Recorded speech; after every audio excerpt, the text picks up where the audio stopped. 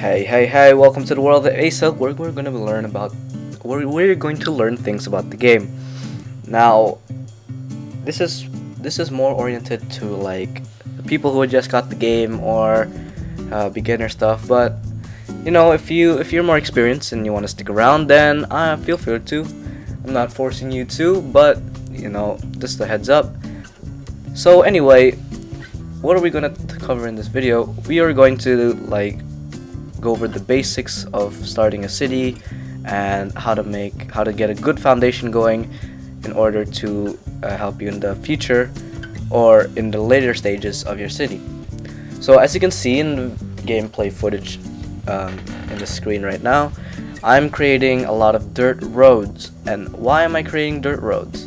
Well, a lot of people, they like to jump straight to the gun, so use medium avenues, medium roads, and stuff like that. Well, the general setback of this is that your money goes down really quickly. That starting 50k, it is not going to last forever. Even though there are bonds, they kind of slow your growth rate in the beginning because it takes away from your hourly profits and so on and so forth. So this is why I generally aim for using dirt roads, because not only are they cheap, they are also really effective in getting Sims what they want. And usually people or Sims like to walk on dirt roads, so that's like a couple pluses.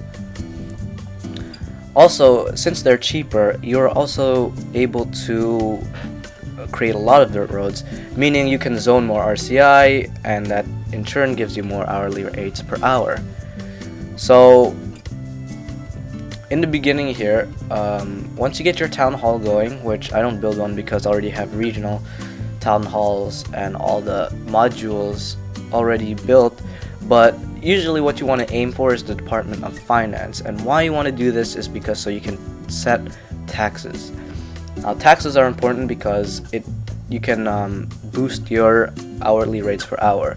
So a good tax code for your city is 12% for low wealth, 11% for medium wealth, and 10% for high wealth.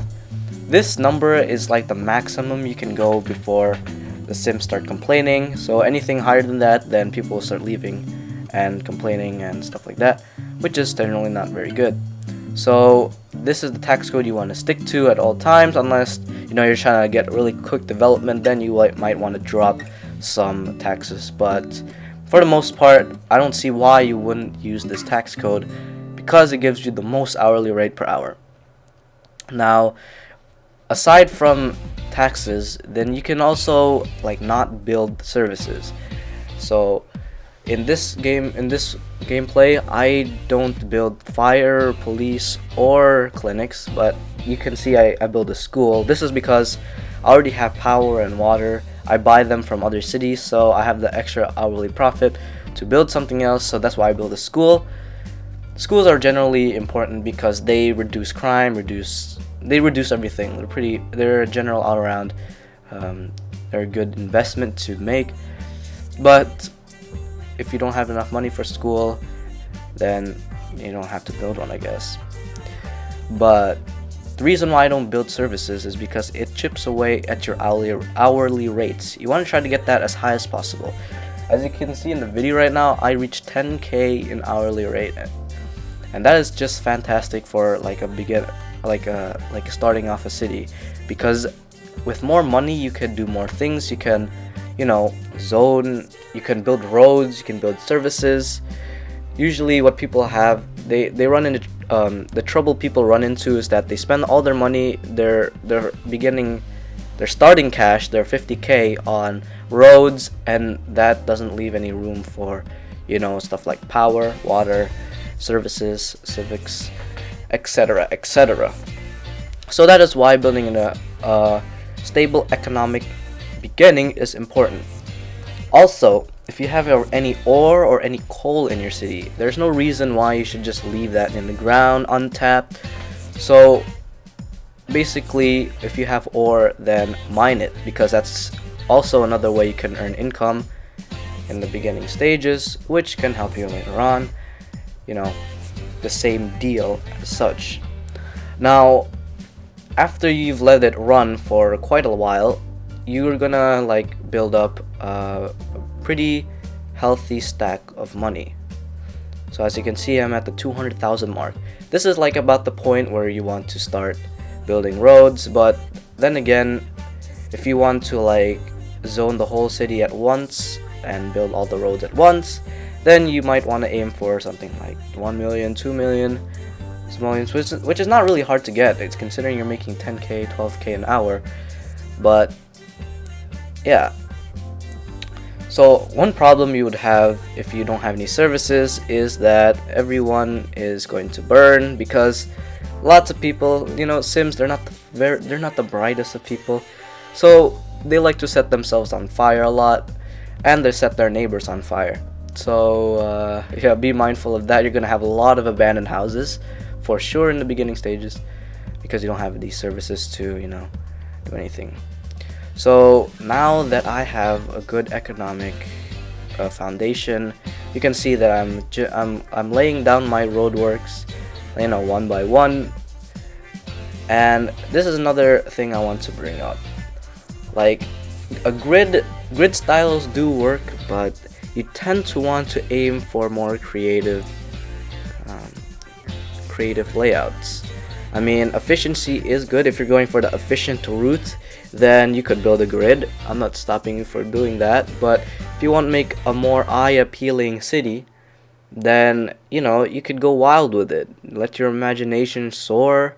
You know, if you play the game for a while, it's something that you inherit. So the longer you play the game, the more you say, oh, this design is working out for me, so I'm just gonna base all my designs on this one entry, which is fine. But yeah, that's just something to be wary of. Now, as you can see, building these avenues, I'm just demolishing blocks and blocks of residents' house, and that's okay, to be honest. Even in the late games, when you have skyscrapers, don't be afraid to demolish your roads so that you can build, you can improve or build new stuff.